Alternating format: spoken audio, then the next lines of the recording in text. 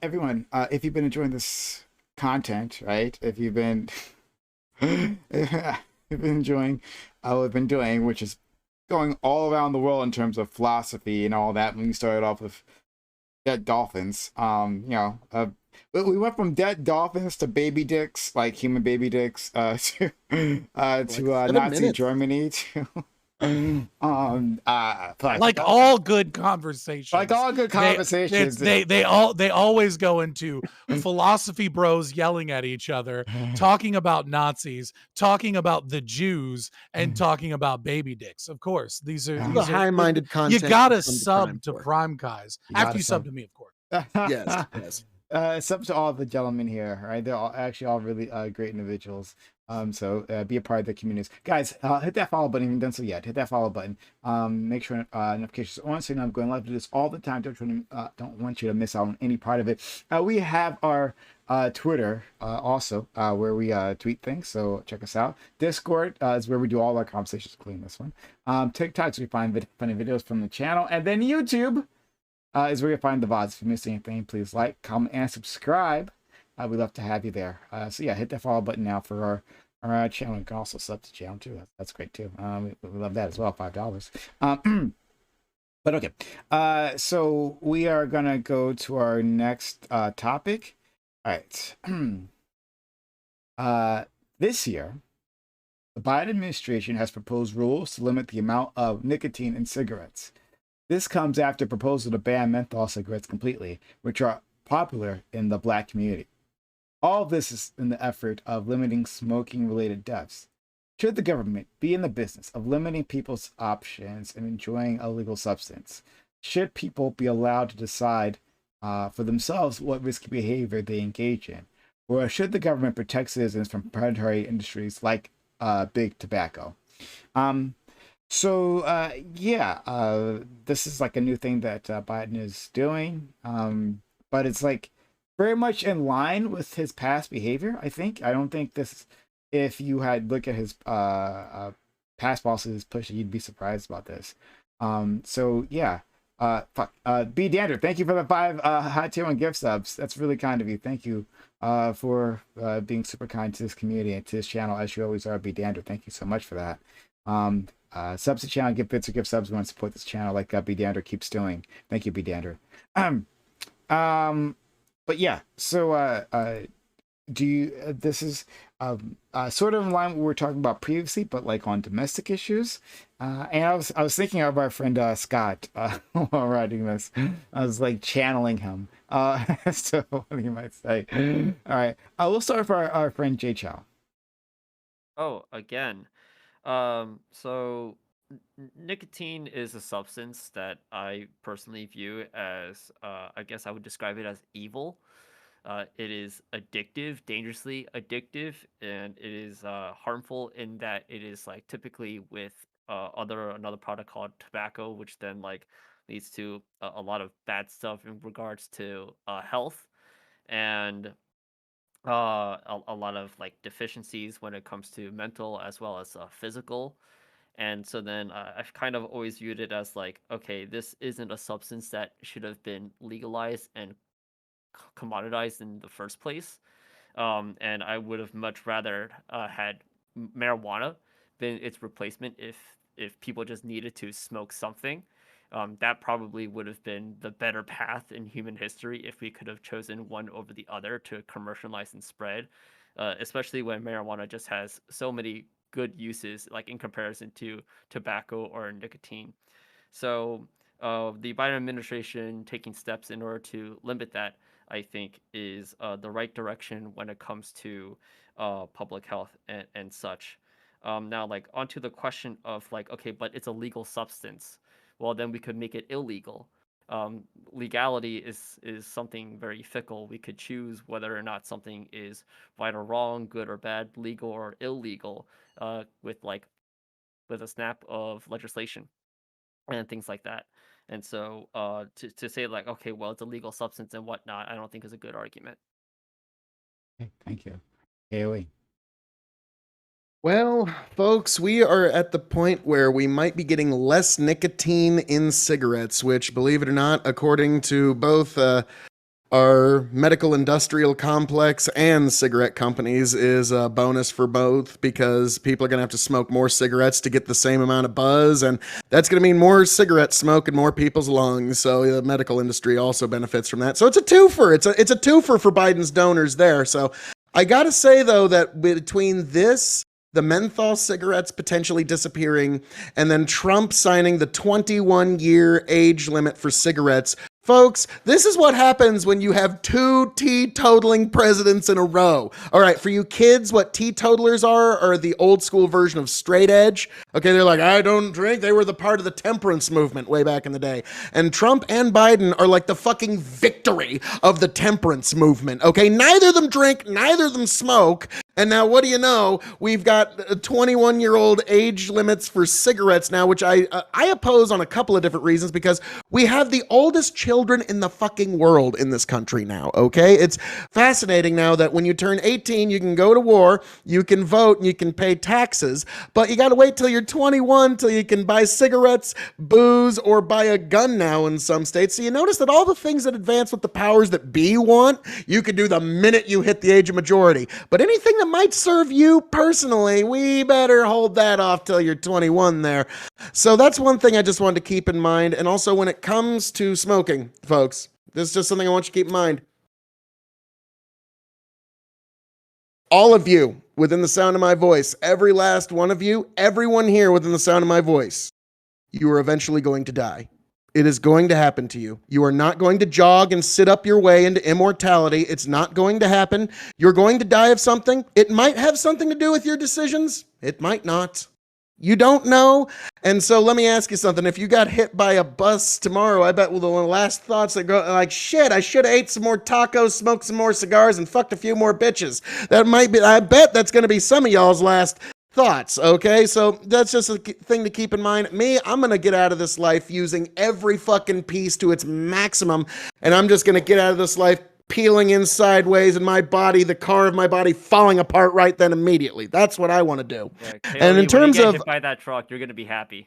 well, yeah, I had plenty of tacos and cigars and fucked a few extra bitches. I mean, come on, like that's life. So, but now I also wanted to push back on something. Jay Chow, you're talking about like, well, maybe we should make it legal, maybe we shouldn't.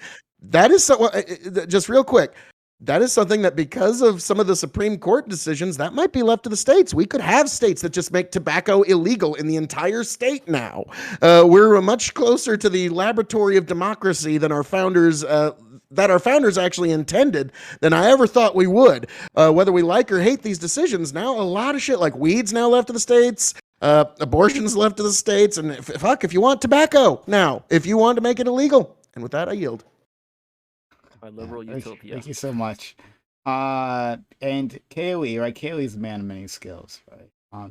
And he has done the impossible. He has raised Biden my esteem. Right, Biden, also a person who doesn't drink or smoke. I didn't realize about him at all. All right, so now I have a little bit more love for that fucking liberal. Thank you. I do presidential birthday toasts for every president on my YouTube, and I can't think of anything for Biden. He doesn't drink or like anything. So fuck. Eat a nice steak. All right, let's go to. I'm gonna go to my man Fanatic first, actually, and then finish up with Scott. Fanatic, please. Yeah, I don't know. It's hard for me to respect this very much.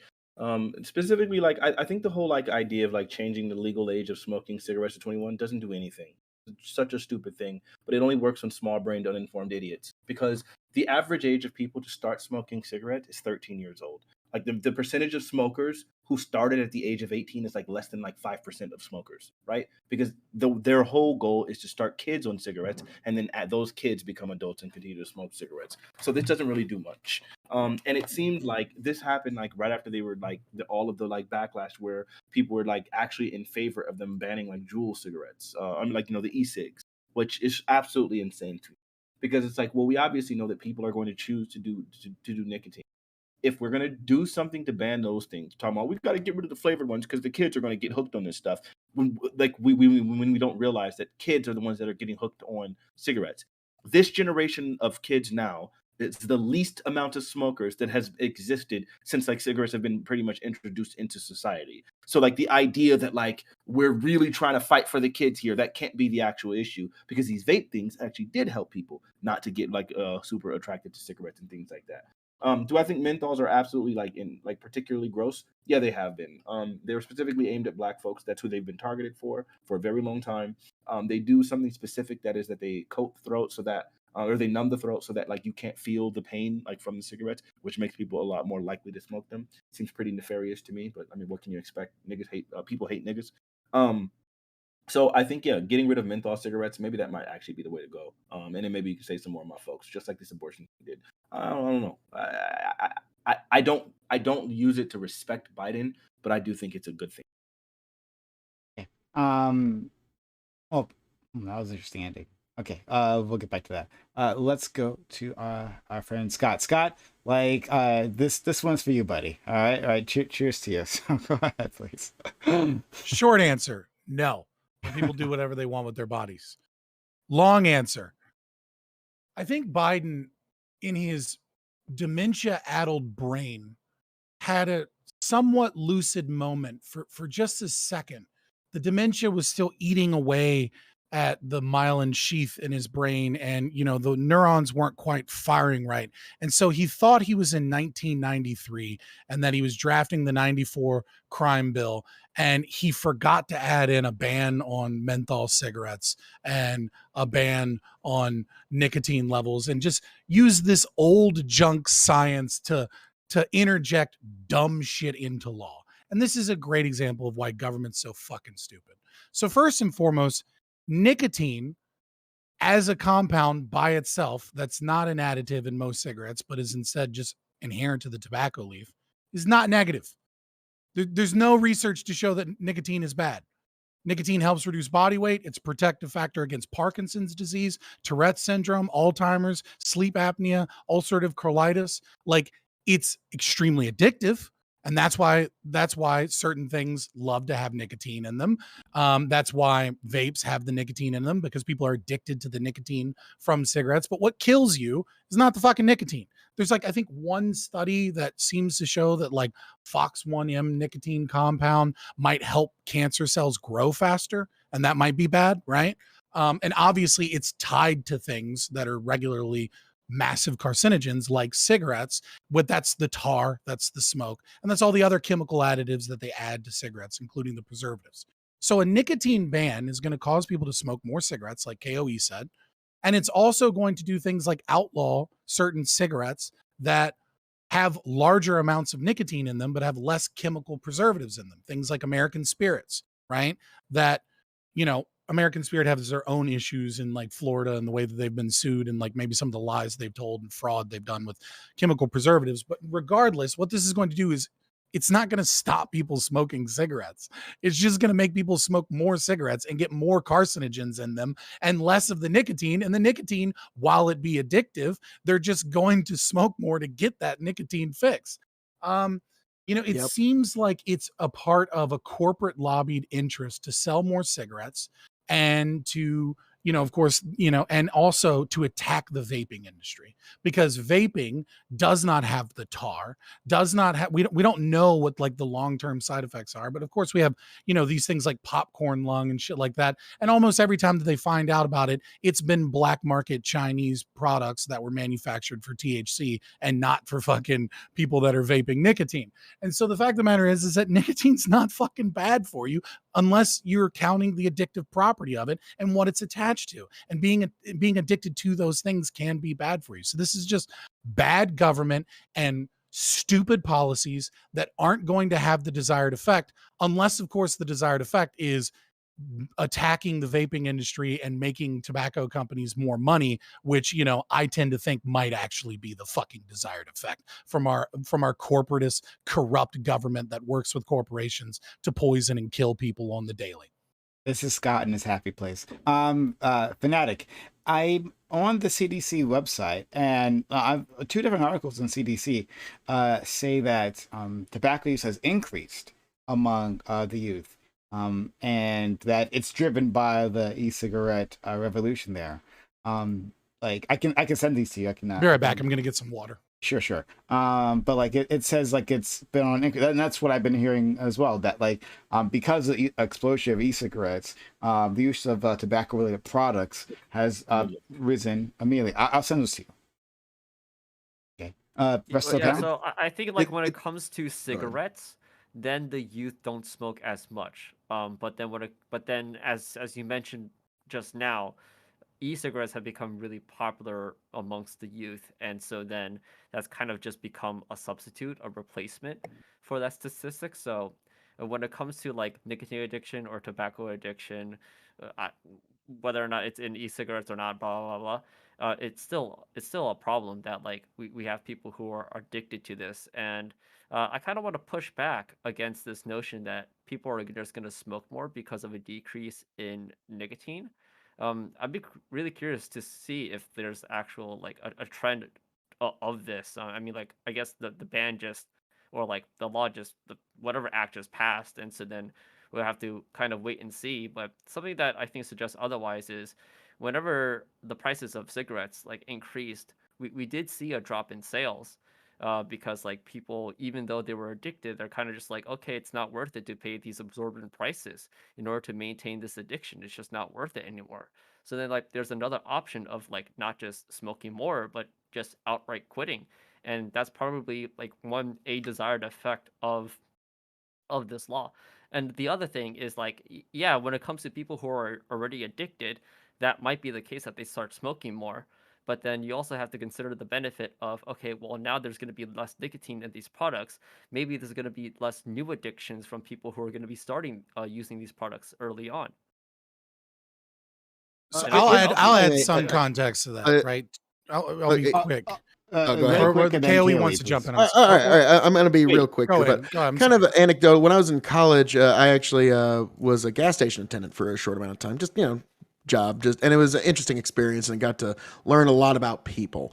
But also, whenever people would say, keep the change, me and the other, whoever was there, we'd leave it in a little pile and we'd gamble. And how we'd gamble is when people are coming up, okay, what kind of cigarettes are they going to buy? And I got pretty good, but like I had about a 60-70% ratio by the time it got to, nobody's right 100% of the time, but like it is The something origin like story of your racism. Got it. Oh, well, no, it was Jesus Christ. No, sometimes you'd be dead fucking wrong. Trust me. Like some folks, like cigarettes are like, again, it's something that people put in their own body, and it's a very personal, intimate thing. And you'd be shocked what folks really want. And then you get to know them, and you talk to them, and like, yeah, like I remember one time there was this tiny little she just turned 18, and she wanted fucking Winston 100s. I'm like, motherfuck, oh my. So like what I'm getting at here is, at the store that I worked at, you could also buy alcohol of all kinds of different strengths. This is 45.2% alcohol by volume. Beer is a lot cheaper or a lot lower, and you can buy both of them at the store. Yet now, under Biden's regulation, you can't even decide how much nicotine you're going to have in your own cigarette. Like, I'm sorry, at one point, like you as the personal consumer, you do get a choice. This is a luxury item, to be frank. It's a nice to have, not a need to have. And yes, we all understand, like we all know it's not fucking good for you. Let me just say that fucking clearly. So anybody in the mic, they are not good for you. And you already know that. And that's what I kind of bring up is, we're not to the point where technology can keep us alive forever yet. Sorry, kids. We're just not there. So enjoy this life while you can. Get what you can while you can and enjoy it. So, so that's kind of my small anecdotal story about like, yes, it's a luxury item, but especially for poor folks, when you raise the price, you have no idea how fucking hard that impacts people. Cause I was in a really bad neighborhood for a while. And, So I saw like people went for the wild horses because that was a shit that got swept up off the fucking factory floor at the end of the night, and they'd make a pack of cigarettes out of that, and it was $1.04 with tax, I remember. And so yeah, that was what folks who were in these hard up neighborhoods, that's what they'd smoke, is shit like that. And so like, yeah, when you raise the prices, they're addicted. They're not gonna fucking quit. They're just gonna change what they smoke. Well, okay, so I just want to say, first of all, the Winston 100s were obviously for a 50-year-old sugar daddy first. So the problem is that you thought she was buying the cigarettes for herself. Second of all, yeah, so obviously if you raise the price, right, morality laws work to a certain extent. They just don't get rid of the problem, right? That's the real issue here, is that like, yes, some percentage of people will quit smoking because if you reduce the nicotine levels and thus require them to smoke more cigarettes to get the same nicotine high, right? Some people will quit smoking because because they're priced out, right? The thing you have to recognize though is that and this is goes part to your idea that nicotine is an evil substance. Despite it having positive effects, it is extremely addictive, but and it's tied. Well, I'm not talking to you. I agree with your analysis that it's the other Jay shit. Chow said that it was an evil substance, and I was so I'm agreeing to that portion. It's extremely addictive, right?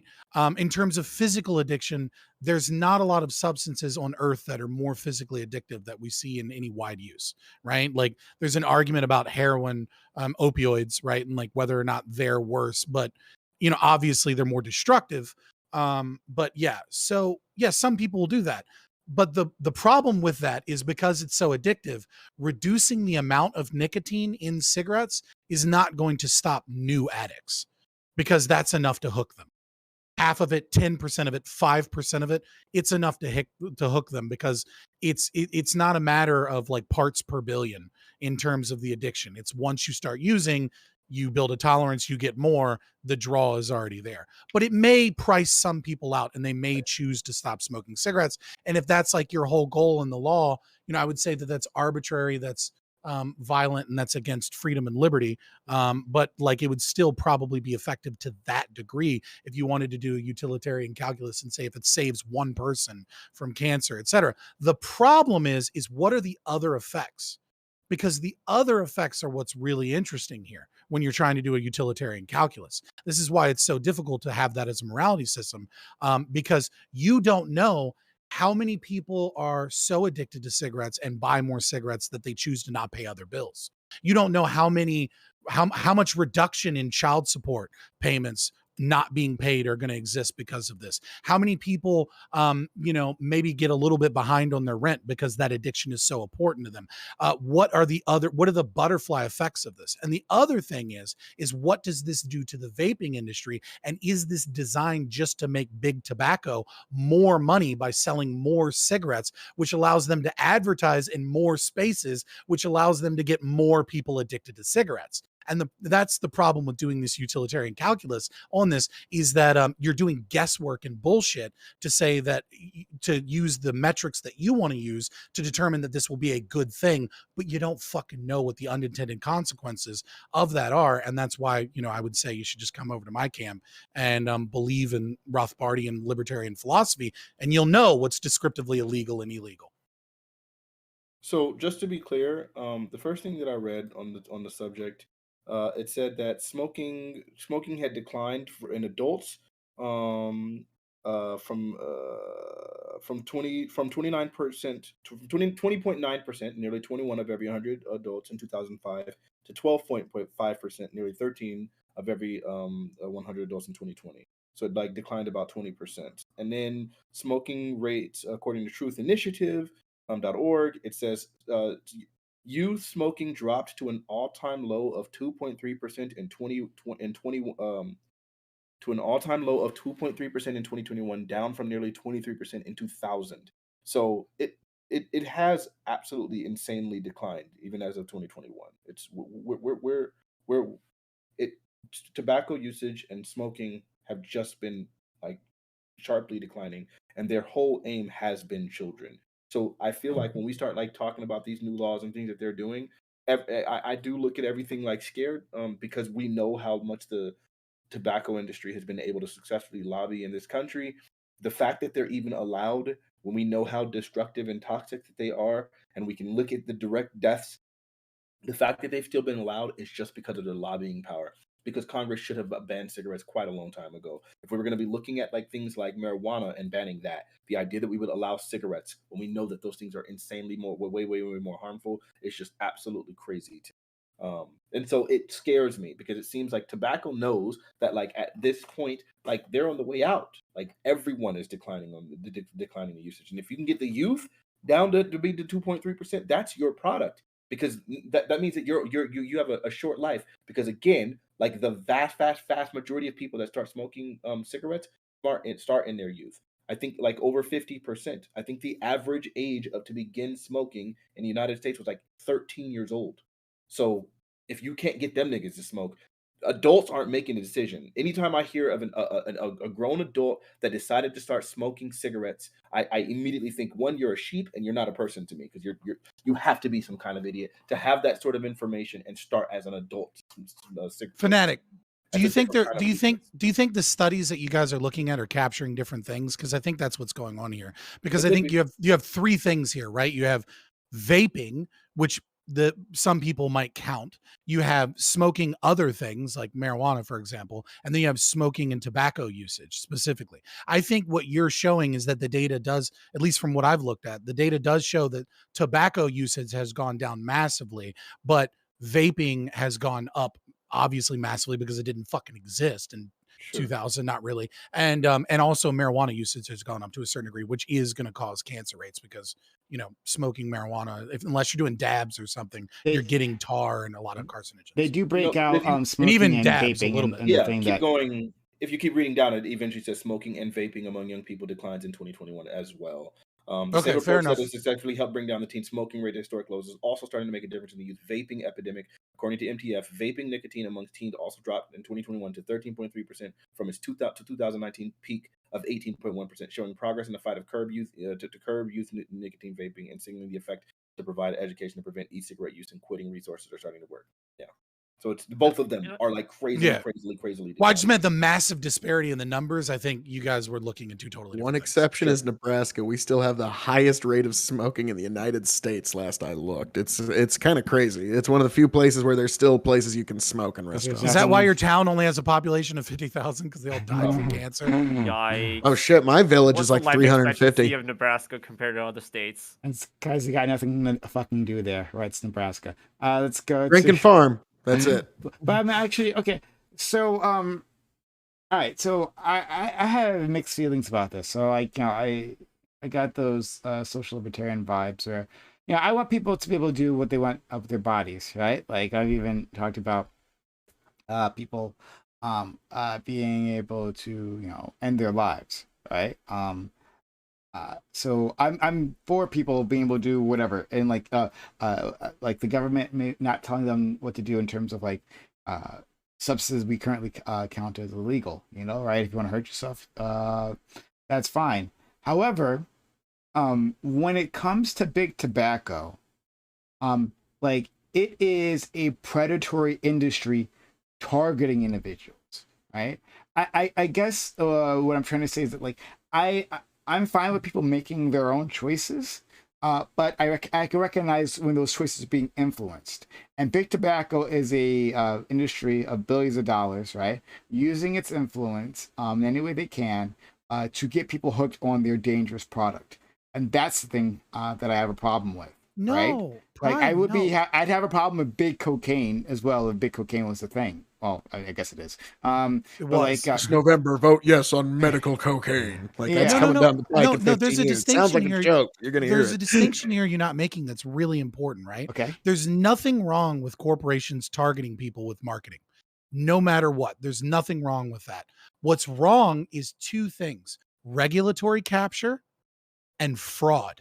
And the tobacco industry is rife with both of these. When the tobacco industry uses its money and its power and its wealth to buy off politicians to write the laws in such a way that they favor them, much like this nicotine ban that I guarantee you is going to be used to go after vaping and to shore up their own profits, right? And the other one is fraud. The tobacco industry puts all kinds of additional addictive substances, and they do not properly market or tell people what those things are, and they market them as if they're not adding all of these things in. And so and what you can make the argument that because people are addicted, right, that it does meet the definition of fraud, because they don't have the capacity to go out and inform themselves from other things, because many of these chemicals that they add are actually proprietary things that people cannot research themselves. They can't understand the chemical compounds. It's not reasonable for them to assume that. And they're already addicted, so they're going to buy these things. So the tobacco industry commits fraud and uses the government to write regulation in such a way that it protects their industry in favor of other industries. That's the problem. I don't think you'd have a problem with IKEA fucking targeting fucking new college students and being like, hey, we got cheap furniture, we got the best, even though, you know, mainframe or mainways or mainstays, whatever the Walmart brand is, might be slightly better for them and cheaper. You wouldn't be like IKEA's exploiting young college students to buy their cheap furniture. It's the fraud and using the government power. No. But you know, my obvious answer is that those two things aren't the same, right? When we're talking about the effects on the population, right? And again, it's okay for the population to want to hurt themselves, right? That's okay.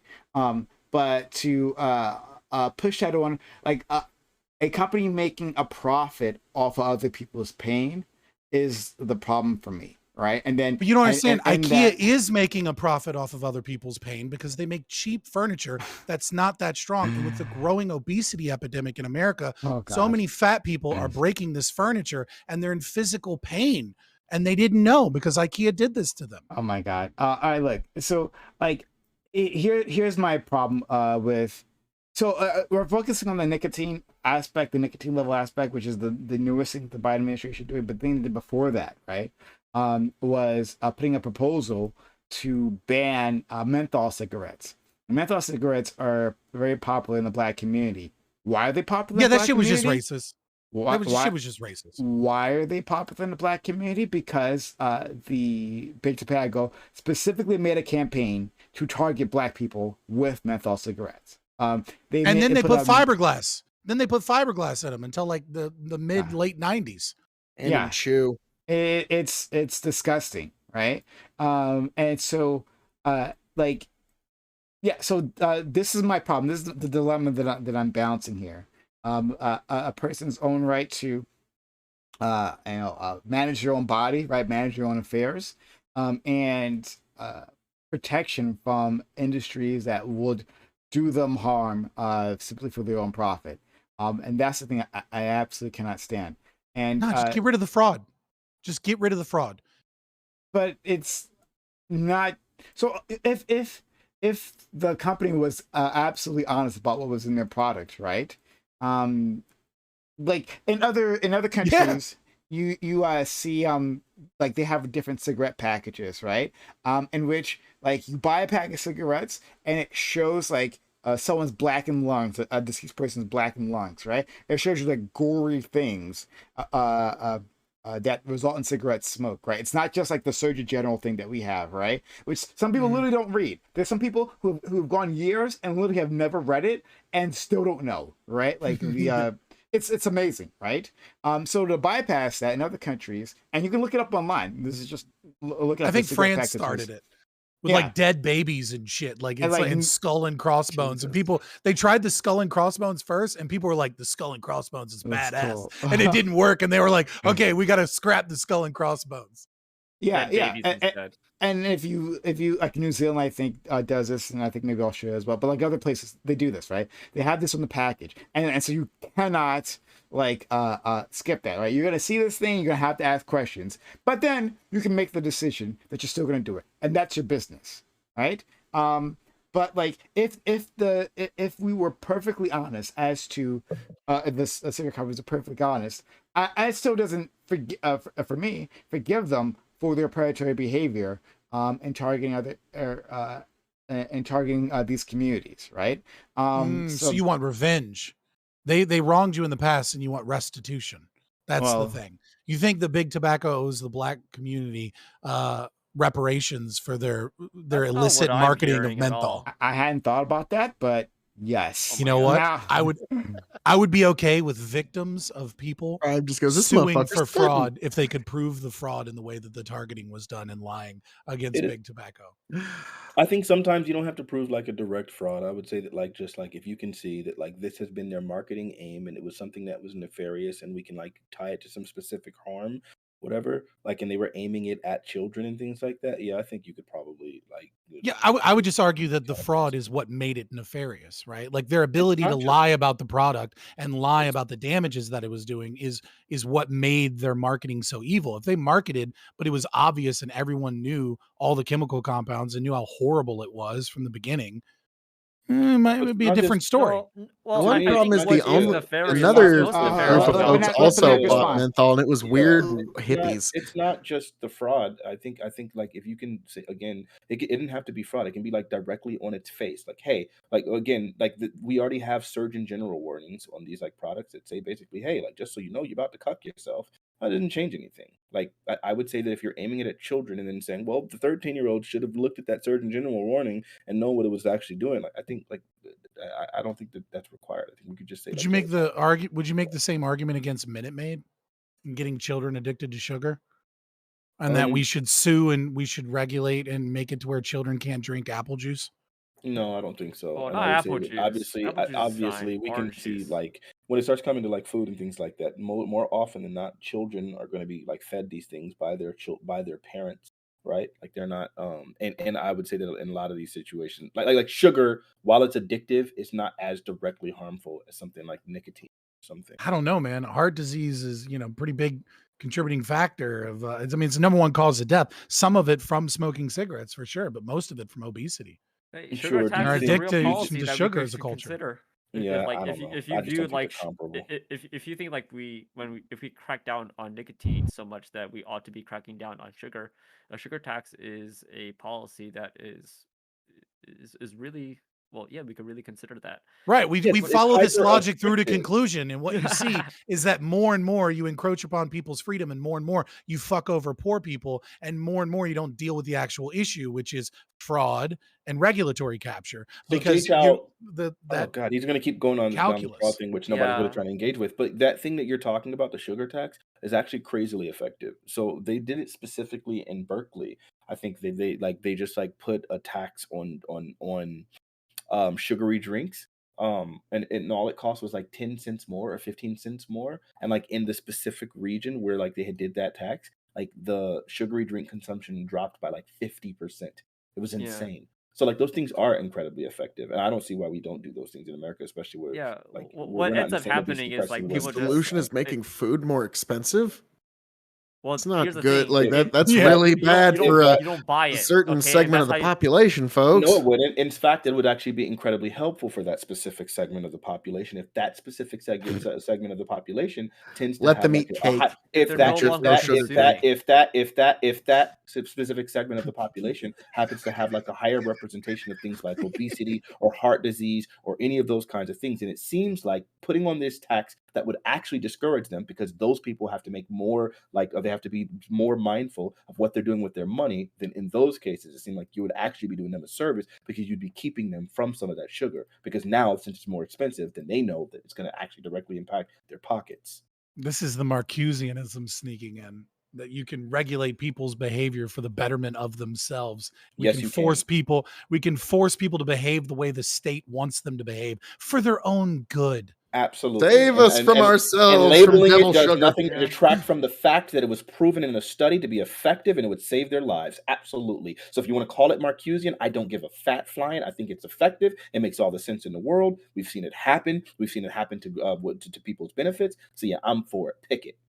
I'd call it evil. That's a Okay, simple way sure. to do it. Well, Label it I however would freak call you want to. nicotine evil Sounds great. because of how addictive it is. So then like I think from the topic before and even to this topic, we like to talk about this idea of consent and when it comes to like making our choices for ourselves and what we want to consume.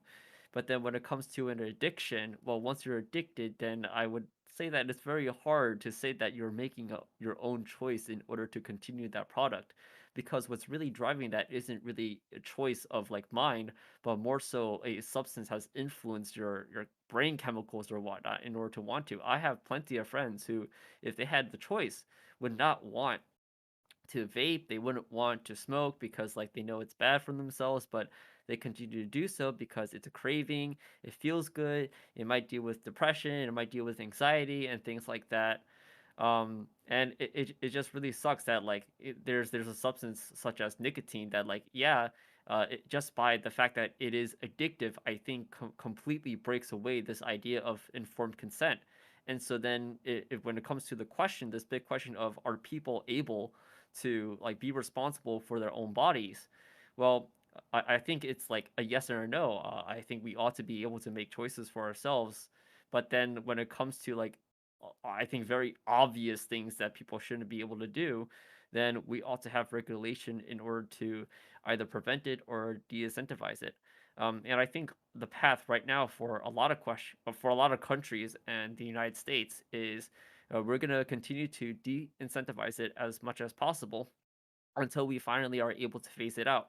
Because if we were to just outright ban it, which I wouldn't support for practical reasons, it'll kind of just be like prohibition, where all of a sudden you have people who still want alcohol in order they'll start doing bootleg, they'll start making moonshine and whatnot. Like you're not solving the problem, and so then like I think there's kind of like this conspiracy idea of like it's big tobacco that is pushing this action. I wouldn't be able to know that. There's a lot of, as Fabian Liberty said, unintended consequences that might happen in the future that might change my mind as to whether or not this is a good or bad policy. But as for right now, on the face value, I'm in support of this, and I think it is a step, another step to towards the goal of we are no longer going to be using tobacco products ever. So the problem is that this is a Trojan horse sugar tax, right? And what do I mean by that is that we know that sugar taxes disproportionately affect the poor, right? We know that it is a regressive tax because the wealthy don't actually care and they're not affected because their relative income doesn't matter. But the poor, you know, when faced with a sugar tax, they have to make new choices, right? The government is forcing them to buy apples. The government is forcing them to, you know, cook more of their food instead of buying prepackaged food. And you may say that that's okay, right? Or they just pay the tax and then they have less relative income. So it leads to, you know, taxation against the poor in such a way of increasing income inequality and wealth disparity and things like that. And so what they realize is they don't want to do that because those were really unpopular because a lot of people didn't like that. So what they did instead is they Trojan horse it in by saying, well, we're just going to require that the nicotine levels be reduced. And so what that will do is that the wealthy will just, or in the middle class or people that have enough money to buy as much cigarettes as they fucking want, will just buy more cigarettes. And the people that are struggling, right, they might quit because they're priced out. Right. So like we should talk about like that as it is, right? Which is that what you're deciding to do is saying, I don't know what the unintended consequences of taxing poor people. And I would say, you know, from my position, taxation is theft no matter what. But I would say, do you really want to institute a regressive tax against poor people as a means of supposedly fixing this problem? Not supposedly. Again, when you've already done studies on these things and we've seen the outcome and we've seen what they've done, and we obviously can like look and see that there's a higher like coincidence of heart disease, coronary heart disease, and high blood pressure, aka hypertension, and diabetes within the poor community because of their access to these things and less access to things that would help them to regulate these things. And it sounds like, yeah, maybe this might be that might be the wave. Let's go ahead and find some way of getting rid of those things, like helping people to do that. And I think it would be effective. Like you can try your best to load the language as much as you want to try to say, well, it would hurt them because it would be harmful and it's a tax and it's regressive, and use whatever charged words you want to. But at the end of the day, it really just amounts to you'd be adding a tax, and obviously people make decisions with their dollars, and this decision would literally save their lives, as it would like disable. I mean, as it would help them to like stop consuming this thing, which is killing them and harmful for them. Sounds like a bet to me. I'm yeah. gonna So take it. I won't use if I may, charged real language. quick, I'll just Fabian, attack I just those got arguments. Dude, one like, thing, just like 10 he's seconds. saying what I'm wrong, and Just- he's fucking. Oh, just give me You're 10 not- seconds here. No. Because like Addiction, ahead. folks, it seems like it's a horrible thing, and then we have to save people from themselves. Here it comes again. Here it comes. Now, see, that might have looked like a choice, but no. Don't be deceived, folks. It's an addiction that people are helpless to fucking do. Like, yeah, the turning of the wrist is a personal choice. Smoking something is a personal choice.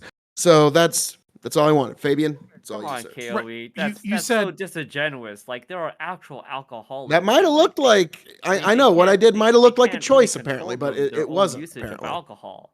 I know. Like, Apparently it wasn't. I think it was. So you're very saying that wasn't a obvious from your choice that I just made? gesture. Here it comes again. Are you an alcoholic? No, actually, this is the first I've drank in 10 days. Shit, it's been a counting. He's What a counting. show. He's counting the days, which means he's already down that path. Well, But I had no, my Scott- daughter for summer vacation. It was a great time. But real so. quick, Fanatic, Thanks for you the said comedy skit. you challenge my language and you say that I'm wrong because you say that you have proof that it will solve the problem. Well, first of all, you have historical analysis. You don't have proof. Second, right, you have a probabilistic opinion based off of the data. Second of all, you say when I say the problem, right? The word the problem is doing a lot of work here, right? Because when I say the problem, I'm talking about getting rid of the addiction full stop, full scale, which is what Jay Chow was talking about. Now, you may look at the problem as any individual stops smoking, then the problem has been solved.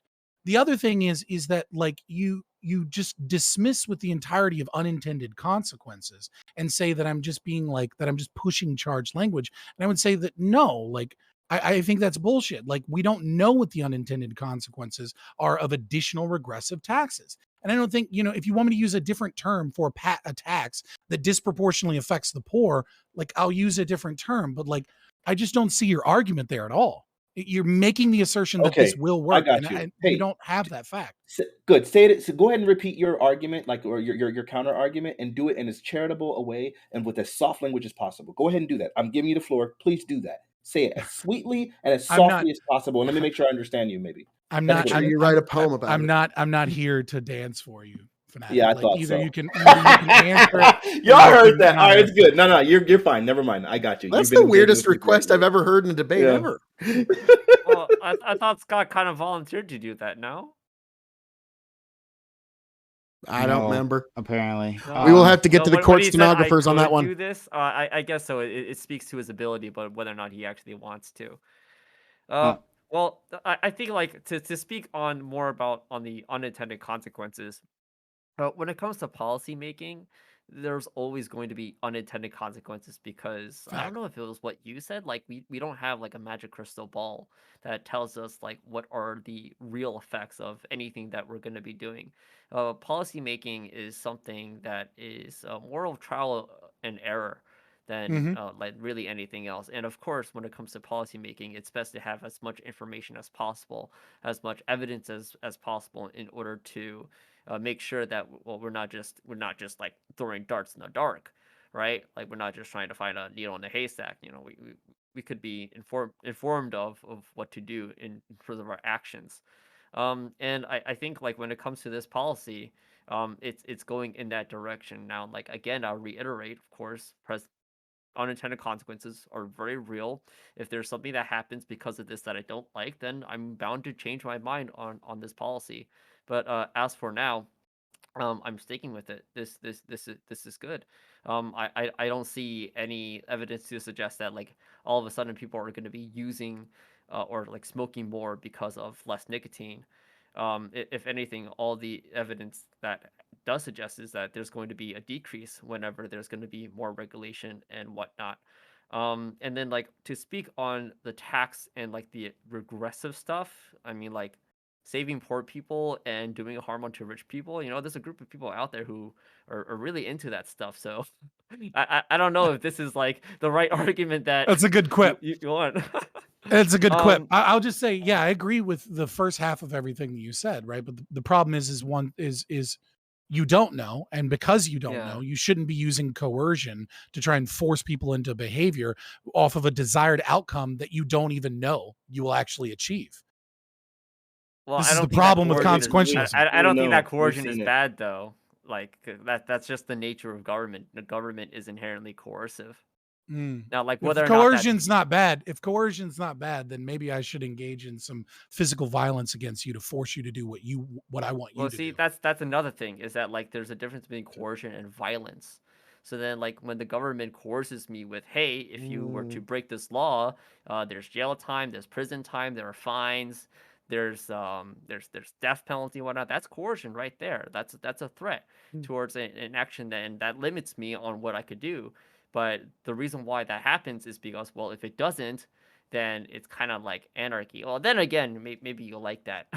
He does. So Yeah. maybe I'm barking up the wrong tree there. Go ahead and try and fight the state on this. Engage in a black market and then refuse to pay those fines that they want to take from you, that you made with the sweat of your brow, presumably. And you'll find out that every tax, every law, if it's not backed up by the threat of violence, is merely a suggestion, and that these taxes and that these laws are absolutely backed up by the threat of violence. Yeah, Well, yeah, that's of what course. But differentiates like, a but state that's from the every threat other of, organization is its yeah, monopoly yeah. on violence, generally. I guess, like, yeah, that, but then I wouldn't call that necessarily like violent. Not until like it truly like gets violent. Yeah, I it's guess only like violent when you say no enough times, and then the when violence starts. like when I'm thinking about violence, I'm He's right. thinking of like the really aggressive stuff of like, oh, SWAT team is gonna come knocking on my door because I have like 100% nicotine. I'm selling that out of my Andy, basement I don't or like that whatnot. because we Like, don't know what you're talking about. Maybe he's just but or after like some when it comes house. to We like, have no oh, idea. we're gonna give you, you're gonna have to like pay $50, like to call that violence. I don't think it's the appropriate word. So like again, I harp back to, I guess, He's not using you know, charged words to call it violence. not all coercion is violent, but I guess like all violence is coercive.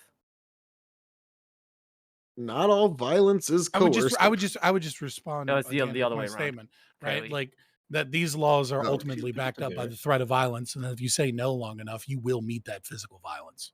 Yeah, Eventually, yeah, yes. I guess so. I'll go to prison, Yeah, and so like if I resist enough, then like They'll I drag guess you like off I'll get forcefully. yeah, I mean, like, you know what I'm saying? Like, don't pay your taxes, don't pay your fines, don't pay your fees. Eventually, you will end up where men will forcibly seize your property, ready to commit violence, armed, and ready to fight you if you don't give up that property that they steal from you. Yeah, but like you make it sound like it's terrible, but I'm just like, that's how it works. Yeah, it's That sounds terrible. pretty bad.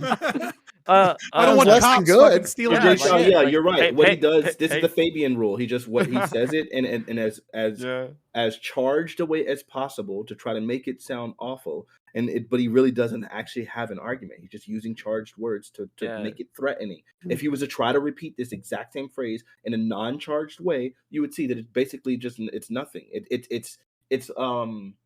It's what's the word? He's just misrepresenting everything you're saying by restating Hyperbolic? it. in a Fanatic. Is that Not just Fanatic. hyperbolic though. Constantly not yeah. engaging with my arguments and saying they're bad arguments and then lying and slandering me about them is not actually an argument. And I think anyone with an IQ above room temperature will see through your bullshit. Okay. Well, I mean, think any what person thinks that I'm differentiates a lying at state all, from and I any think other everyone can organization, like I recognize that. said What I'm earlier, saying is its you're doing monopoly on what you're violence. doing. If it doesn't have when that, I've it's not a asked state. you, when I've given you the floor and asked you, hey, good. If that's what I'm doing, if I'm wrong here, then the floor is yours. Go ahead and do so in a non-charged way, and you're unwilling to do so. We all can see it. I don't know who you think you're fooling here, buddy. It's not charged. It's just that's what a state is. It's an organization with a monopoly on violence. If it doesn't have that, like, it's not a that's state. one way you to just do it, yeah. you just want to like have a position where you're controlling the conversation to your liking, and whilst you ignore other people's arguments and pivot away. And I think people see through your bullshit. Like, honestly, I believe you believe that. Go ahead. So, KOE, to speak to what you just said, I've heard that plenty of times in my classrooms. The real phrase is you're missing one word. It's that the state has the monopoly over the legitimate use of violence. So then, for example, like You don't need that because do you consider North Korea legitimate? They still have the monopoly on violence. No, he's right. You need legitimate, right? Because violence can be legitimate unless you're a pacifist, right? Self-defense, you can use violence. Plenty you of can use illegitimate self-defense. regimes that just had the monopoly on violence, and they were the state for the time being, whether we liked it or within not. North Korea and their sovereignty, they do have the legitimate use of violence. And I would still accept his terminology and would just say that the state's violence isn't legitimate. Yeah, I mean, like, I guess, like, now we're Initiation of going the use of down force is on always the immoral, yes. semantics of, like, how do we view legitimate, as in, like, oh, are you legitimate, as in, like, are you a legit country? Or, like, the legitimate, in the way that I'm using it is it backed by the rule of law? Or, like, is it backed by, I guess, like, some sort of social contract between a people or government? Or really, like, whatever relationship that is between the government and the people. So that would also include North Korea having the legitimate use of violence. They run law enforcement. They do have laws. They have I don't know, like courts or something. Like they have something in place in order to put people who don't follow the rules. There's some sort of a system, and so then that would be the legitimate use of violence, even for North Korea. And so, like, so you wouldn't say that a cartel or a gang, they have violence and they have territory, but would you consider that legitimate? They do it in Mexico I would now. say the United States there is one government way. is a gang.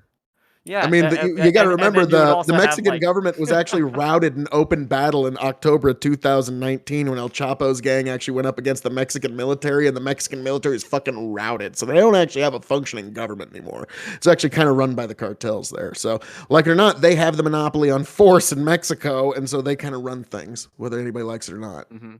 And if anybody says no, you don't, go down there and try it. So, but then, like, the only way they could They have got actually cutters done and they that cut deep. is the only way they could have done that is by having the government, the ones who are supposed to have the legitimate use of violence, to submit to them, because They they've did. lost control. Yeah, because they had more That's what violence that happened. they could inflict on them. They were saying, stop fighting, otherwise we're going to kill everybody at your house and your whole family. I don't And so know. a lot If of we were to people go said, back, "Fuck if we it, were to I'm go going back home." in time, if we were to go back in time and find some, some people from the Iroquois Nation, right, fighting against the United States government, I don't know if and like show them what they have now, would you say that they would find the United States government legitimate, or that they took that shit by violence and then they captured and stole that land? Well, that's a different use of the word legitimate than I'm using. Yeah, it is. That's why I'm saying, like, I would still accept your definition. We would differ on what on the Like, I guess, usage of like, it's legitimacy kind would of, I'm kind of doing almost like a Game of Thrones, like, power does not come from laws and speeches, it comes from armies. And so, like, that's kind of, I'm doing sort of a Game of Thrones speech there. Doobie I guess, left. You had to do it for him, Thank you. But that's kind of what I'm getting. Like, there's been plenty of illegitimate power throughout the world, and it's the unfortunate reality is that's what whoever's got that power is now kind of the state, because whether we like it or not, in Mexico, the cartel's kind of the state now. Here in the United States, we've got, like, remote piloted drones paid by tax dollars and an entire war machine that we have protecting us. So it's a whole different thing. So I would say in the United States, actually corporations are the power, and it's not even really like a government. I feel like we are at this point of like full crony capitalism. And I think and it's actually depicted in our movies. I was just talking to one of my really intelligent friends earlier today, and I was specifically mentioning that my favorite genre of movie is always dystopian stuff, right? Like, I love it. I've watched them since I was a kid. Those are my favorite movies almost every time. And if you notice, almost all of our dystopian films now, they're no longer about the government. They're always about corporation. Like, freaking, I'm watching some show right now called freaking Severance. That one's about a corporation. You look at, like, there was that movie, thanks for asking, I want to say, or something like that. It's one of the, whatever. It was on Netflix with Lakeith Stanfield. That thing is about corporation. Resident Evil is about corporation. Thank you, Andy. Like, almost all movies now are about corporations, because corporations really are what are running our government. Like, the fact that Walmart has the lock it does on our government, the fact that the reason why they can get away with, like, getting all these subsidies from the government and then not having to pay any taxes, like any federal taxes and whatnot.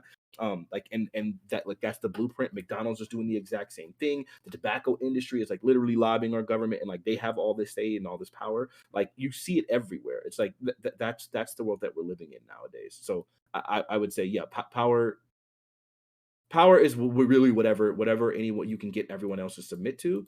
And in this case, like, the thing that we've gotten everyone to submit to is, like, this idea of a government, which is really just corporation. Fanatic, I think you would actually really enjoy this. He's a critical theorist sociology, C. Wright Mills, 1956, The Power Elite. You should definitely read it. Well, maybe one day.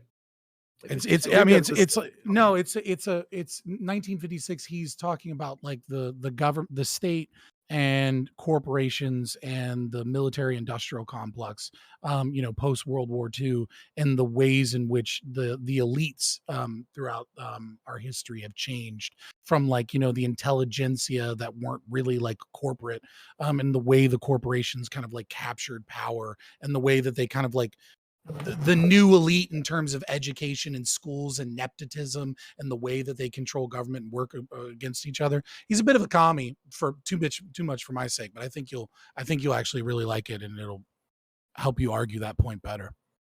If I may, just two things real quick. I wanted to touch on Fanatic. You are right. There's been a weird shift in our fiction. And I remember thinking, like, it's strange. Like in 1989, the Joker was like, hey, look what happens when we drop him into a vat of chemicals. And then the Joker in 2019 is, hey, look what happens when we drop him into society. It's like, oh, fuck. Okay. That's a bit of a different progression. And also to Fabian, what you were talking about a little bit earlier, we have had a weird shift in like what is an elite and what's the jobs of the elite. Like, and one thing that I was talking about just last night on my podcast is look at journalism. Journalism back just a generation ago used to be a blue collar profession. Used to be, gumshoe, just the guy with the press hat, and he's like, hey, now the press has a right to know. And now journalism is the job of the elites. It's the job of the super ultra mega rich, and it's a vanity project of I am in the press. Like Anderson Cooper, his real name is Vanderbilt. His mother was a Vanderbilt. So nobody really talks about that. So he's from one of the most wealthy families in human history, and he's also a known CIA asset for about 5 years. So wink, wink. So totally former. So so it's fascinating that now these super ultra mega elites are now what make up our journalism when it used to be a very blue-collar job. So anarcho-capitalists, but specifically Michael Malice, has a term that I think is really helpful here, which is known as the cathedral, right? And the cathedral is an understanding that the state, the media, the kind of deep state, if you will, right? Like the executive branch of like unelected officials, as well as the intelligentsia and academia and like the experts, they kind of all work in this weird way that they kind of pat each other on the back. Sometimes they fight each other, right? When their values don't necessarily align, but mostly they work for each other. And a great example of this, while bringing up journalism, right, is that in the 20s and in the 30s, right, there was this idea that the fourth branch of government was like, the journalists, right? And that they act as an additional check and balance against the state by reporting corruption and things like that. And they tried really hard until fucking the National Review guy, I can't think of it, William F. Buckley, and the Buckley-Vidal debates and things like that. They tried to be really objective.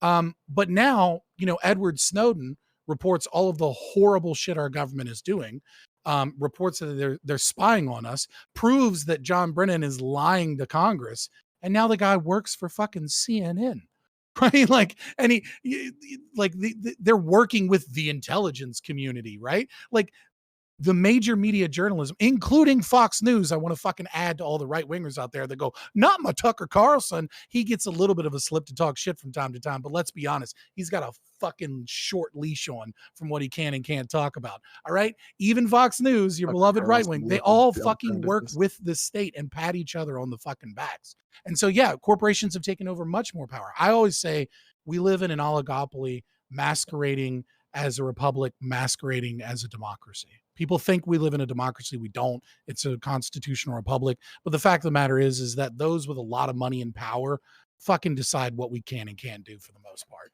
And you get to argue about wedge issues like fucking marijuana legislation. So, which you should vote for, by the way. So can we agree? I mean, listening to all you guys have had to say, and my bad. Curtis Yarvin invented it. Michael Malice popularized it in a lot of ways to my community. I apologize. Chat fucked me up. It's Curtis Yarvin or Mencius Mulbug. Okay. All right. So listening to all you have to say, which appeals to me, on the socialist left here. Can we agree that the power of corporations, their influence is is it inherently coercive, right? Like, And like trying to get back to the topic at hand, right? Like I was trying to make the distinction between an individual arriving at the conclusion that, hey, smoking cigarettes is something I want to do, right? Mm. And like and that's saying that's fine. But on the other end, that a corporation pushing it onto them would be predatory. Do you think that there is an inherent coercive power since corporations are so well resourced and connected to all those branches of our society and power? Well, I kind of want to. Oh yeah, I kind of want to start with this. And first, I want to say that my view of the United States democracy or constitutional republic, which is just another way of saying representative democracy, is very different from the rest of the panel here. I guess like I'm not as pessimistic, and I don't think like corporations have complete control over government as well as our everyday lives. And then like to answer then your question, Prime, is it like inherently coercive? Uh, I don't want to like answer in the terms of coercion because I think that's already a losing argument. But what I will say is there is a conflict of interest when it comes to corporations in society because they have a product or commodity or service that they want to sell and they want to have the regulations of government and society that in order to benefit those sales because their primary goal is to make a profit and to also to survive the market. So then it is within their benefit, regardless if it's coercive or not, or like is it evil or wrongdoing. It is just to their interest to then to then influence the government in order to make a favorable environment for their survival or for their gain or whatnot. And this at times could come into conflict with the public benefit. So kind of like going back to the Obviously. original topic when it comes to when it comes to big tobacco or really a lot of industries, we could even argue like the oil industry also has an incentive against the public for their own profit margins and whatnot.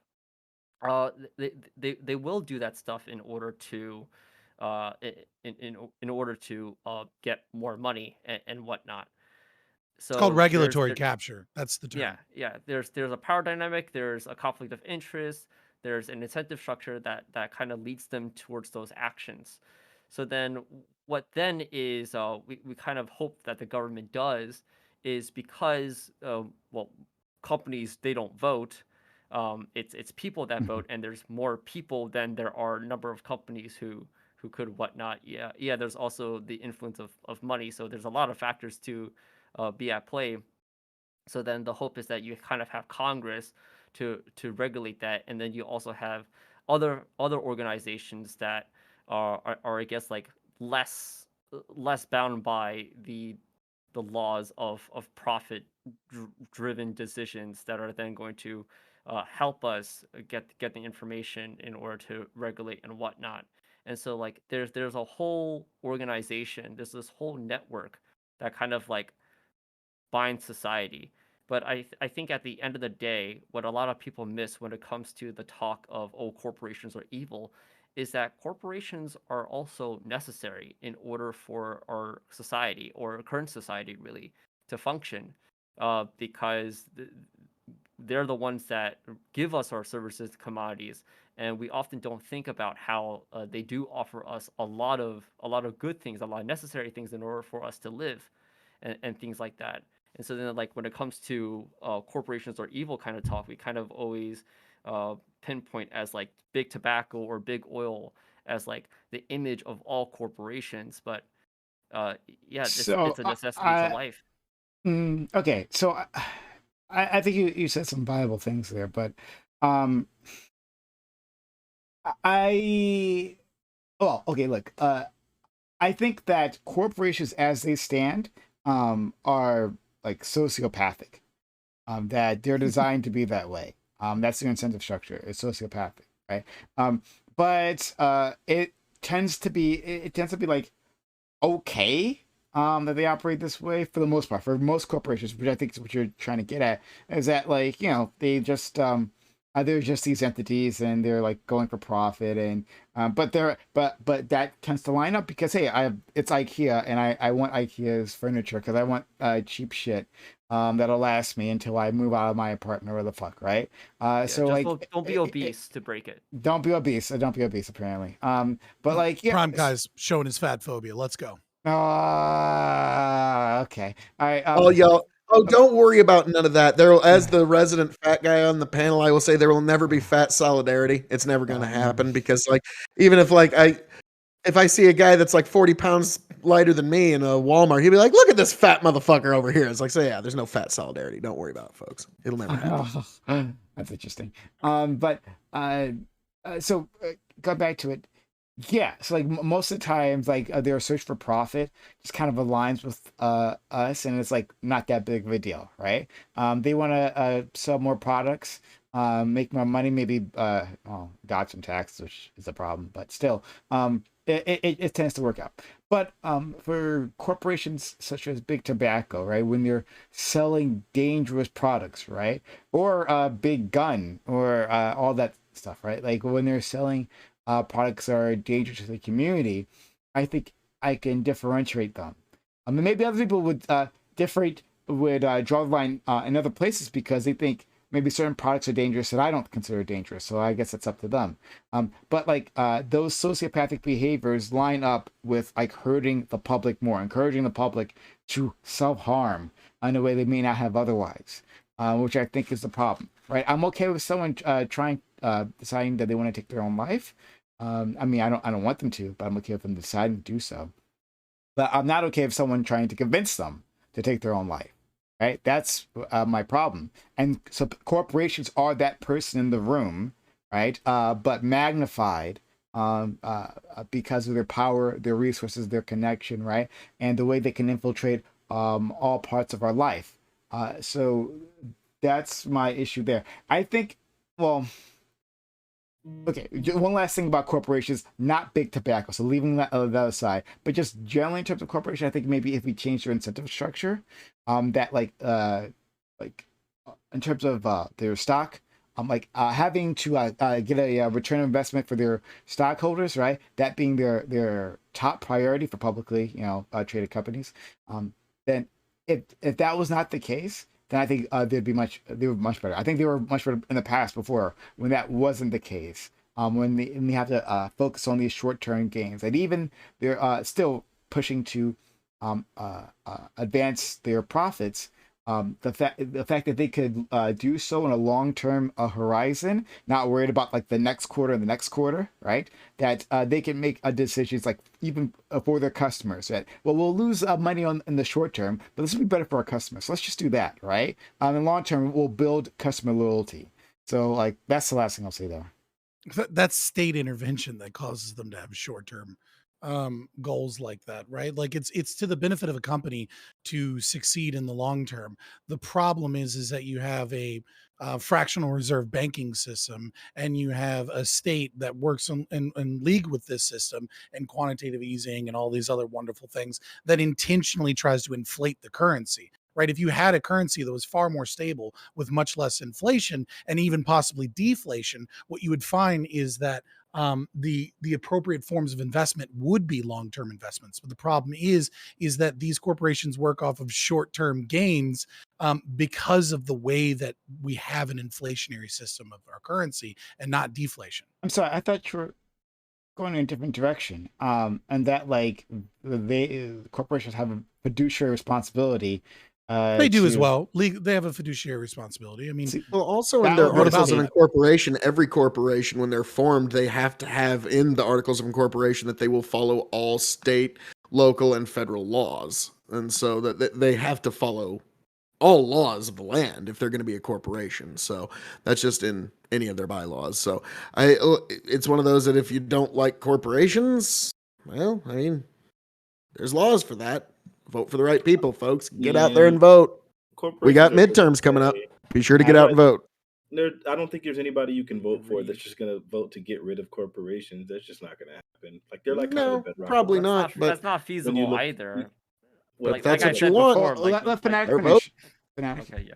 Yeah, so I would say, and also I don't know that corporations have to be problematic. I think it's just that once the corporations start like getting incredibly powerful and doing evil things like Walmart, Amazon, not paying people minimum, like, living wages and things like that, bringing in record profits is where we run into a problem. When they're not giving you benefits and giving you minimum wage and subsidizing the government, I mean getting subsidized by the government for giving you below a living wage, but then like you know, they're getting paid by the government to give you like below minimum wage and then not actually giving you any benefits despite the fact that they're being subsidized. I think that's where we start running into problems. I don't think corporations as a whole are a problem. They employ the most Americans. We just need better laws to make sure that they're not screwing us. I was about to say, I think serving the laws are customers the is a good problem in and of thing. itself. I'm glad that both of you brought up Walmart, right? Because what we find is that the state, just like Fanatic said, they give all these tax incentives for Walmarts to move into places and give them an unfair advantage because of the supposed jobs that it will create. And then we have all of these welfare systems that Walmart specifically targets and uses and teaches their employees to use so that they don't have to pay them a living wage. And whereas mom and pop companies, for whatever reason, they're not the sociopathic companies as PrimeCayes is describing, even though they're also corporations, most of them. So I mean, like, the term here is doing a lot of legwork, but Fair enough. right, like what they'll do is, they'll pay people $15, $20 an hour to do a job that Walmart will pay them $9 an hour to do. And because they're paying them $9 an hour, and then they'll teach them and they'll go, hey, here's how you get food stamps, here's how you get temporary assistance for needy families, here's how you utilize these government programs that are used with taxation. And then what do is they price the mom and pop stores out. And then what you have is, even though the price demand, even the supply demand equation of labor is essentially the same, right? Like, Walmart's not actually, like, yes, technically Walmart is paying its employees less, but if they're utilizing government benefits and they don't feel any shame in doing so, then they're actually getting roughly the same amount of money if they would have done the same job elsewhere. But the difference is that money's coming from the taxpayer, and that's money's coming out of the taxpayer because they tax incentivize them to come in so Walmart can have lower wages, but also because of all of these welfare programs.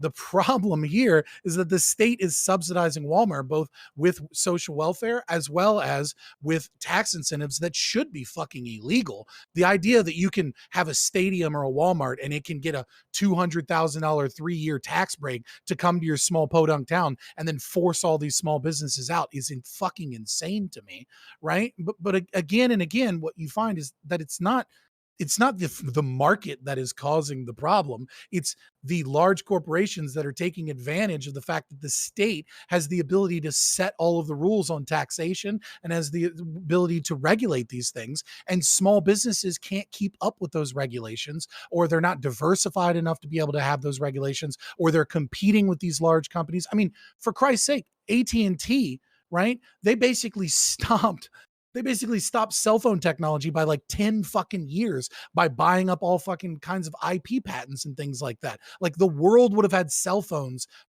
a minimum of 5 years earlier if AT&T didn't have like IP protections from the state, and they weren't able to just buy up patents and fucking then no one was allowed to legally make those products.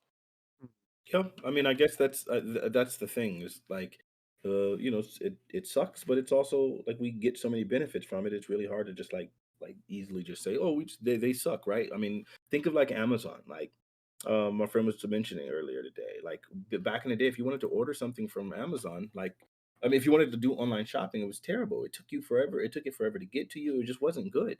Nowadays, you order something and it's like here, like the same day sometimes, or at the very least the I next got day. this mic. Yeah. So you get, huh? That's where I got this mic. Oh, Amazon. there you go. Of course, mine too. As well as my ring light, as well as the webcams that I'm using, as well as the monitor that I'm using, as well. No, not my mouse, but my keyboard for sure. And then all the Plan B that I've like gotten. I had a monthly subscription to Amazon there, so it's like, Also, I ain't bought shit from Amazon. I know I'm a that's weird one crazy. though. Yeah, you are a weird Fanatic. one. Like, because it's like part of the fabric of this country. Like, it's like the people that decide, like, I'm not shopping at Walmart. It's like, nigga, like, you can die on that hill if you want to, but you and I both know that you are inconveniencing the freak out of yourself. Like, you just Yeah, are. it is. It is an inconvenience, but I'm like, yeah, fuck that. I don't Boys do and that. Invincible was my breaking point. Okay, I try to support get it. people's like jobs around here. I'll just go out to a store and buy the shit. Support. Respect it. I'm Respect the it. same as you, Scott, in that like I avoid a Walmart and Amazon. when I can, because when also I'm outsourcing on Twitch, so ignore that part. But go ahead, Fanatic. Yeah, Out here in exactly. Right. Like I'm Nebraska, using like- their services for sure, but Out here in I'm not Nebraska, loaded. like you go into Walmart, it's like damn near a date night. It's like, oh, darling, I'm taking you to the fancy Walmart. Nice, like yeah. So like the idea that you don't go to Walmart, that's just you can't do that around here. Sounds like you shouldn't be in Nebraska, but I think the thing is at the same time though, like these God bless it. employers, they provide so much, they employ more so than like anything else, right? So then it's like niggas are dependent. It's just, again, we just need to make sure that it's balanced. Like we need to like create rules that like don't allow them to continue to rape the rest of society by like paying niggas like terrible wages and all the nonsense that they're doing. That's just the next step. But then that's going to take literally an act of Congress, right? Like I don't and they're not gonna do understand. that. I don't understand the logic that so many people have, and I'm supposedly insane for being the anarchist here, right? But it's like I look at what people say all the time. It's like this hasn't worked out, and the state has used its power to fuck us over with corporations. If only we vote the right people in and we make the right rules. It's like, dude, the people that you voted in and the rules were what caused the fucking problem in the first place. Like, just get rid of these things. Like, stop trying to get the Come on, right easier rules said in. than done. Easier Well, said I than done can- to just to overturn the entire system. Yeah, I mean, like, I'm all for incrementalism and I'm all for fighting this uphill battle, but it's just like I hear you guys be like, look at the way that the state has punished us over and over again, along with the help of corporations. What we need to do is we need to make sure the right rules are put in place this time. that's because no, but that's because of a selective hearing. Because like we also at the same time we're talking about, well, let's look at the way the state has benefited us. Let's look at the fact that like when Brown versus Board of Education happened, like those white states were sitting there. I'm sorry, those red states were still making those statements. We're not about to listen. We're not budging for you niggas. And so, actually, they were blue states at the time. We're not budging for you niggas, right? So then, like, at the end of the day, the only way we could actually get these niggas to do what we wanted them to do was when the state stepped in and said, oh, no. Y'all niggas about to do it. And y'all about to do it right now. Real quick. And with Real quick. coercion. Was Jim Crow, were they called Jim Crow free associations by private corporations, or were they called Jim Crow laws? So they were definitely called Jim Crow laws, and I think my point still Yeah. stands. Yeah, and I think my point still stands that like in that situation, that was a place where the state had to step in and force these niggas to do that. The state had to step in and force these niggas to say, hey, guess what? You can't ban interracial marriage. The state had to step in and say, separate but equal is not actually equal. Y'all niggas gonna do better. The state stepped in for us. God knows how many different times. So where you can say, oh man, the state is horrible. You're proving me we can say, right. Okay. You're sure. proving me right, which is that the state had to step in to stop state action. Like you're Yes. proving me right that the problem is the state action in the first place. And the And you're like solution is more state state action. action to overdo the other state action instead of Yeah. just getting rid of that state action, which was the problem. No, there's Well, always how, have the well, again, Romans like, ever how done would you for get us? rid of the state in the first place? So Aqueduct. then, like, Oh. it goes down to our option is in order You're right, for Sophia. like in order to fight against the entity that has the legitimate use of violence, then we also have to use the entity that has the legitimate use of violence, like against itself, for itself, blah blah blah. Like that's how really like it's supposed to work. And then if I really wanted to, there are plenty of states out there that are just not called the United States that do really well when it comes to like the complaints that I was hearing when it comes to like healthcare benefits and whatnot, like corporations and what government like does in order to compensate the people for them to have like a good life. Scandinavia apparently like social democracy, and things like that. And I was kind of thinking earlier, Fabian, when you were talking about that stuff. Maybe I was getting a little hang of what Fanatic was talking about, how like you kind of just like say things in like a bad way.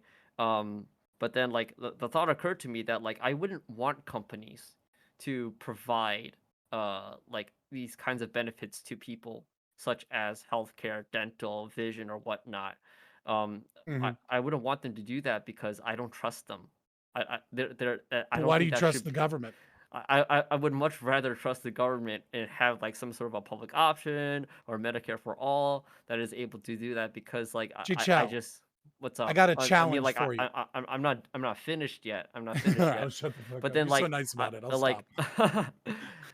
like, I don't think companies would want to do this in the first place, because like, how that happened, if my history serves me well, is that the government gave them that responsibility because the government didn't want to do that. Because they thought that, like, okay, this is how we're going to get people to go to work and things like that. But then, like, what ends up happening, I think, is automation is going to come kicking in. People are really going to be out of jobs and whatnot, and you're just going to have like a bunch of people who don't have this necessary service. That, like, I think the government really ought to come back and take over that responsibility again. That other countries have done so and done it properly, and it's a better system than what we have right now. And so then, and companies would be like, "Fuck it, yeah," and like our focus should be for our stockholders, for profits. Like, when it comes to human resources, like, yeah, we don't want to do that. So if they don't want to do that, why should they care? Like, it then kind of becomes obvious why they become so relaxed about it. It's just another cost to them that they don't want to spend if otherwise. JHL, I'm gonna be real quick. I could go into a whole argument about why I think you're wrong on so many levels on this, but instead, I'll just, like, a human to human. All I want you to do is, next time you have some free time, go to a VA hospital and tell me your opinion hasn't changed some. That's it. Just go to a VA hospital. A Veteran Affairs hospital. Yep. Whichever one's closest to you. Just go to a VA hospital. Wait, why would Ouch. that? Why would that be effective? Because I've been to VA hospital. One of the females that I was talking to, she's worked there for God knows how long. What is that supposed to do to someone's opinion? Well, Fanatic, no offense, I don't think you're very open-minded. JHL seems to be fairly open-minded. Just go Yeah. to a VA hospital. You're stubborn. We both are. But just go. Just experience what it's like in I a got VA hospital. What's the I point? think I get it. So for the audience and everybody else who's not going to be there, I'm asking you: can you just go ahead and vocalize what the point you're trying to make? What you've learned? Well, from the he VA has an hospital? implicit trust, right, of state-run healthcare. He has an implicit trust of that over Oh, corporations being excuse me. involved. Okay, So just so, go. like, Ooh. I wouldn't trust the state to run healthcare, but I would trust the state to provide the cost for the healthcare. So then, like, really, what I would want the state to do is kind of become the placeholder of health insurance. So So then we would still have private healthcare. We would still have private run hospitals and that's a such. far more disastrous thing than I thought you were even What? suggesting. Fair enough, dude. Do you, like, good luck with that. You want to talk about rising healthcare costs? Let's the government that has the power to tax and has no profit incentive is gonna just keep fucking taxing while other Until private the companies government comes realize in that with they price can controls, in which other governments have done fuck. so. Now we're arguing for price controls. Dog, do you? I hope you have your nice Fabian, little I'm social so life. sorry, Fabian. I'm talking about, like, social democracy and fuck, how, dude, like, you're gonna be in there's a so many Holodomor before you factors know it. going on. Okay, I'm sorry. Yeah, again, I'm barking up the wrong tree. But that's typically how that works. There's for every problem there's a solution, and, like, we don't have to just, like, take out everything and throw it out as, like, garbage. We could fix it. We could tweak it here and there. No, dog, you're gonna end up having people starve to death if you get in power. Well, I don't think it's a matter of me getting in power, but it's what's happening right now, and it's been working. So, I mean, just a box of fluffy doves. yeah, disagree. This play. But that's okay. I guess in the Wait, Prime, you disagree that, like, the system isn't working in other countries? no. I'm. But the system isn't working in other countries. I think That the system system is working in other is countries. working. No. I'm a fucking socialist. That's what I'm describing. No. Yeah, I wasn't disagreeing with you. I was disagreeing with friend, Oh, okay. Scott here. Yeah, our friend here. Yeah. He's our friend. Well, sorry, we my heard friend. it here. I should We not heard it. say We anyone heard it else. here, folks. These guys want to institute policies that'll cause people to smoke more cigarettes and then have the government run the healthcare so that you can wait in line for a month or two before you can even find out whether or not you have cancer. And somehow that will make the cancer Aren't the lines go down. isn't that a myth? Oh my. Oh, but all right, never mind. We're not gonna have time to, like, dig into that. But I would love to at some point. Okay, so everyone, thanks for being here. We are going to continue on with our open welcome panel. So we'll have more content right after this. So stick around. More content coming your way as we always do. If you've been enjoying this content so far, hit that follow button, and make sure notifications are on so you know I'm going live. We do this 6 nights a week, and we're always giving you more, right? So expect for social and chat. For our social media, we got Twitter where we tweet things. We got Discord where we do everything, including open welcome panel, which will be happening there. TikTok is where you find amazing videos from the channel, and YouTube's where you can find the VOD. So if you want to see anything that you might have missed, check out our YouTube, like, comment, subscribe, consider becoming a YouTube member, hitting that join button, supporting us that way. It'd be a huge help. Okay. I'm going to give an outro to these individuals, but stick around. We still have more content. The content does not end. Stick around, and we'll go from there. All right, we'll start with our friend Jade Chow. And Jade Chow, before we go anywhere else, people have been asking, and I meant to ask at the very beginning, but I forgot. What's with the mask? Oh, the mask. I was gonna mention. So today's been quite busy, and I didn't have time to shower, and I was kind of self-conscious of getting on camera and kind of like my face being a bit not presentable. So I put on the mask. Yeah, that's the real reason. Not fun. Okay, I'm a little There's confused, nothing entertaining about it. but Well, the mask covers. Okay, all right. Hot Flash take. your Okay, face? when it comes to looking at people with masks, it's so much better because the mask covers up half the face, and like a lot of people out there are ugly as fuck. Okay, but with the mask on, it's so much more bearable to look at them.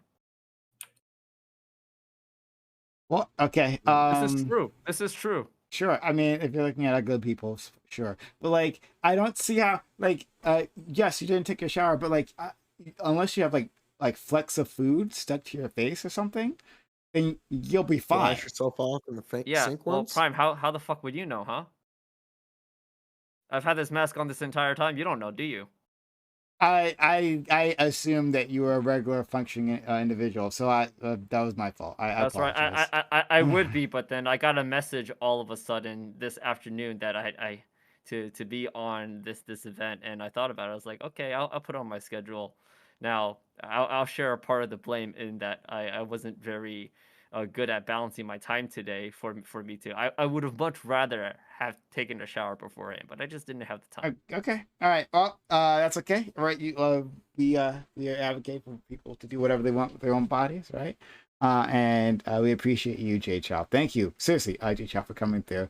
Everyone, check out Jay Chow live, which is where you'll find him, tearing it up.